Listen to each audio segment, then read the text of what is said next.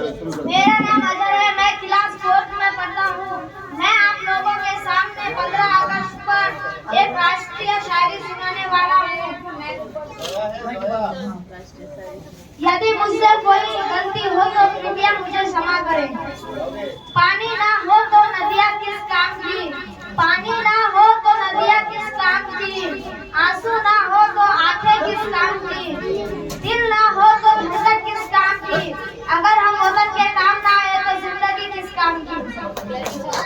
देशभक्तों से ही देश की शान है, देशभक्तों से ही देश का मान है। हम उस देश के फूल है यारो, जिस देश का नाम हिंदुस्तान है। तिरंगा ही आन है, तिरंगा ही शान है, और तिरंगा ही हम हिंदुस्तानियों की पहचान है।